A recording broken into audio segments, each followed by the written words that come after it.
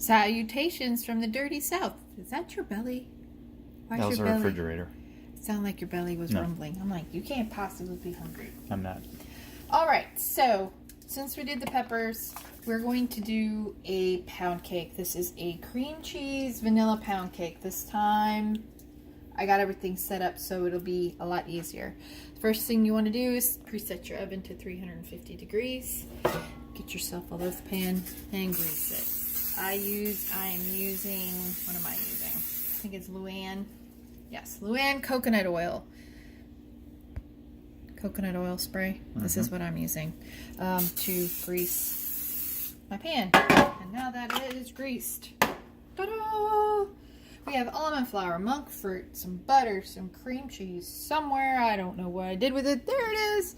Cream cheese. So this, we're starting off with a cup and a quarter, so sorry, of almond flour. Now, you ask why?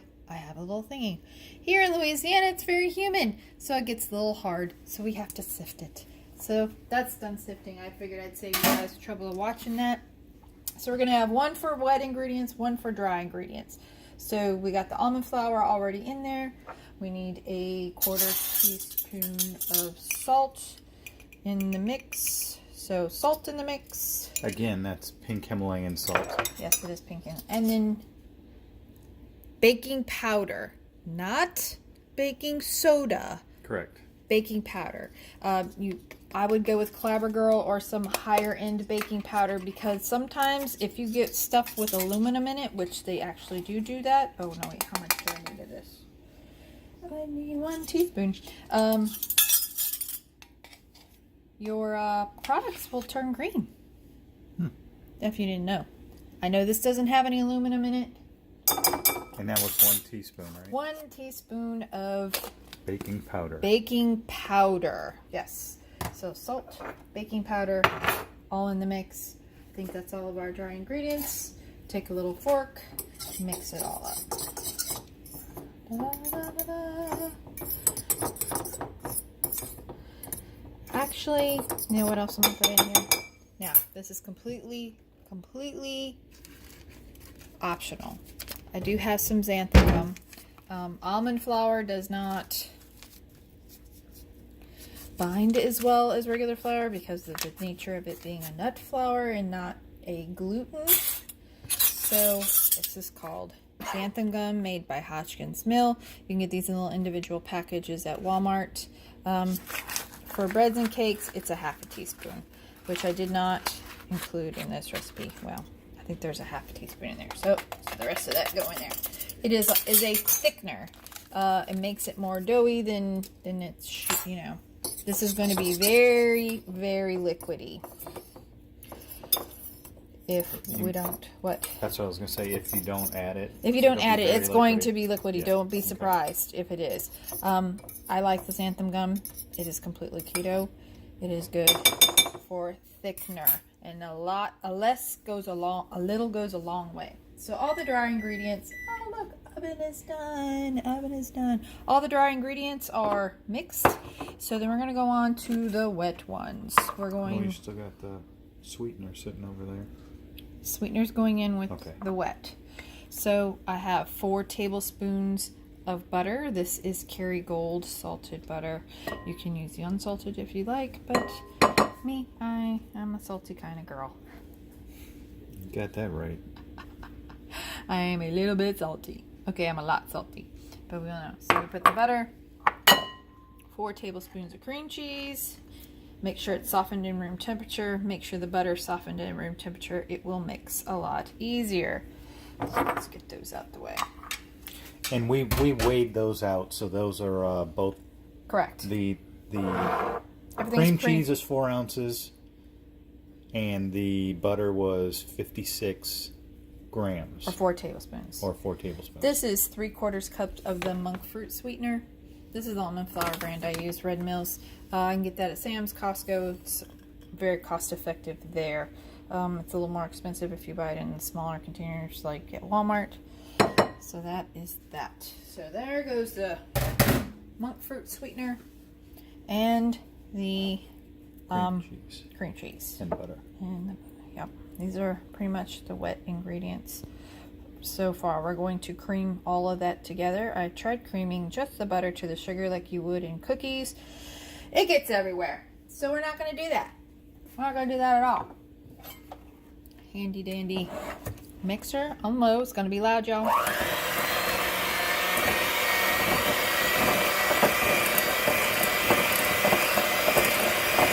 Now you're going to mix it till it looks nice and fluffy, kind of like the way it looks now.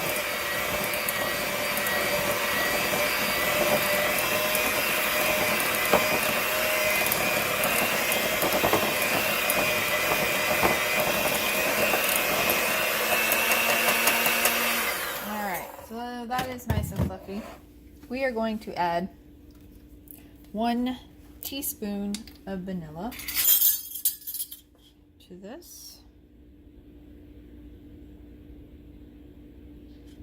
And that goes. And then we're going to add the eggs one at a time. Kind of like a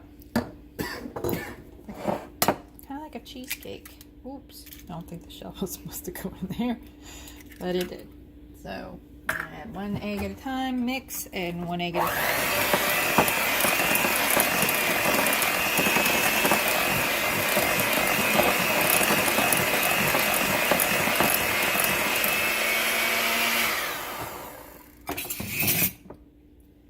Not a professional. I do not claim to be a professional. Now this recipe is not mine. I'm not going to claim that it is. I believe I got it off. Someone actually emailed it to me, so I'm not sure where it got.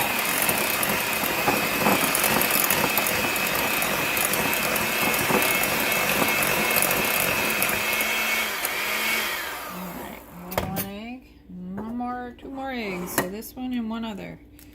So egg.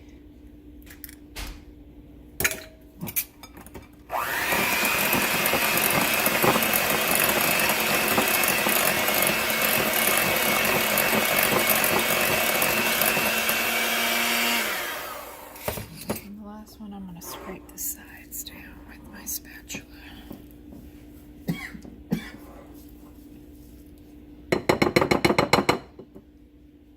And for the last egg. Whoop, bloop.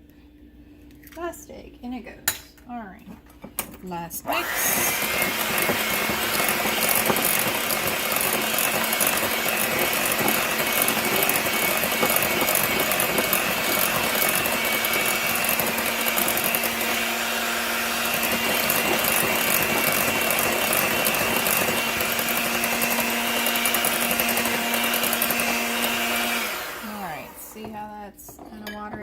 Don't be surprised.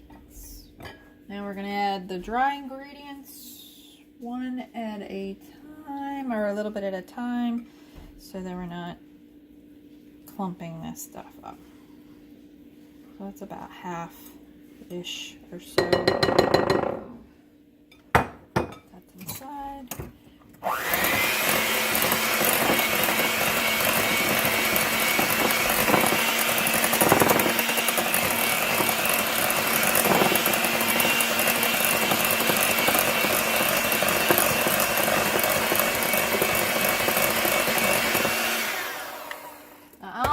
Requires a lot more moisture than regular flour, so it is not a 1-to-1 ratio for the almond flour versus like regular whole wheat flour or cooking flour, cake batter flour, any of the flours, any of the gluten flours.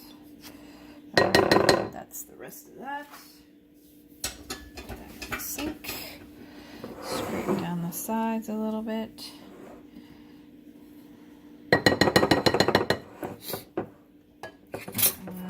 Mix in the rest of it.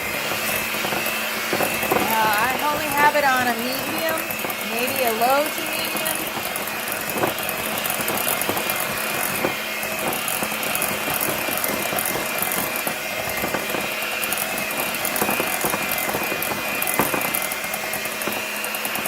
Now, it is kind of thick. I figured it'd be a lot more water in this, but I guess that xanthan gum is working. I'm going to go with that. Scrape down the sides again. Make sure I get all of that goodness in there.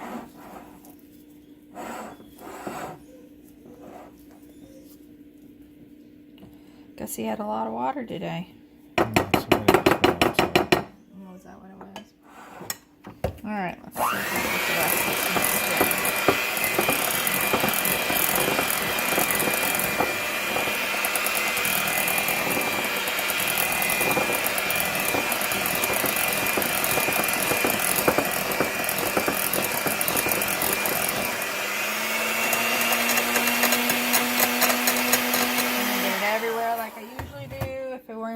If I didn't get it everywhere, I wouldn't be me.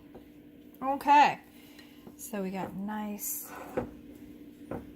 thick batter. You know what I was thinking that wasn't runny that I'm thinking of? Was the brownies. The brownies that I made that one time were kind of a runny. And they ended up not being runny. They ended up more being fudgy gooey. A gooey fudge. Alright, so we got our Oh, which side do you want? The side we can see from. Alright. So we're going to put this in a loaf pan. This is a regular, I think this is a 9-inch loaf pan. Nice and thick. This does rise a little bit, but when it comes out and cools, it will flatten. It's not going to be like a regular size loaf like you would think. It is a little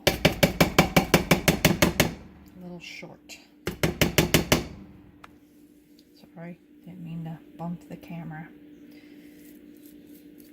I need a bigger spatula. I need to buy a bigger one. Don't do that. I'm not going anywhere.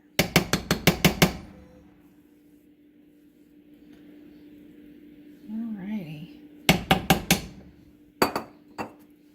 We're going to spread it out evenly over the pan. Try to move the camera so I don't keep elbowing it. That's twice now. Alright.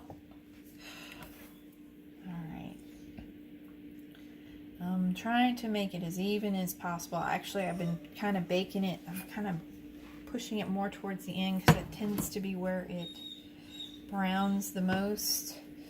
I have a whistling dog who apparently needs to go outside again.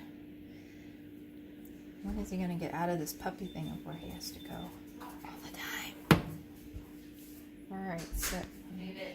Well, that's why. Mm-hmm. Told you. Alright. Now, you could traditionally put a little lemon juice in here. That would probably be really good. Maybe a little lemon zest, and you have yourself a lemon pound cake. I was thinking cinnamon. Throw some blueberries in there if you want, which are completely keto. Now, it's going in the oven. Now you want to put that in the oven for about, I think it said 50 minutes if I'm not mistaken. 50. That's correct. Oh my gosh. Here we go. I want to hit the button 50 times, which I already did. Alright. Clock is set for 50 minutes. We'll be back in 50 minutes to show you what it looks like. Cool. Pause. Alright, the buzzer just went off. We're going to check it with a toothpick, see if it comes out clean. Looks like it's done. Definitely looks like it's done. And it's done. And the toothpick came out clean. Yep. And it is done. Now, like she said, it looks like it rose up really nicely. As it cools, it's going to flatten back out. Yes, it will. But it's still going to be delicious. Yes, indeed. So we'll let that cool for a little bit, and then we'll come back and show you the finished product. All right, so we've let this cool down. As you can see, it shrank a little. Shrank a little bit. But that's normal. So we're gonna pull out this goodness. Place it on. So as you see, it is pretty sturdy. It is a little dark. I could have cooked it for 45 minutes instead of 50, but it's still gonna taste good. It's still gonna taste really good. I didn't get any fine china out. It's all right.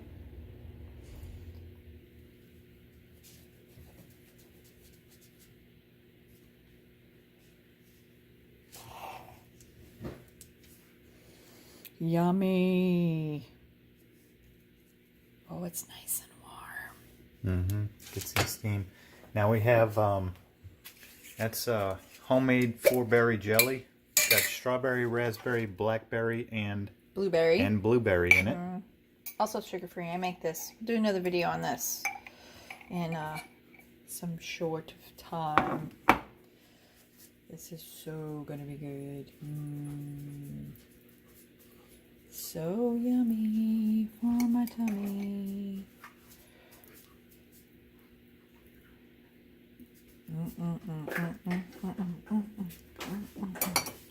And then the piece de resistance. Yes, sugar-free whipped heavy cream. Yummy. There is sucralose in this, which is perfectly okay for some. Some can't tolerate it as much as others, but I don't have a problem with it. And there you have it. Keto pound cake. Yum. Yum, yum. All right, guys.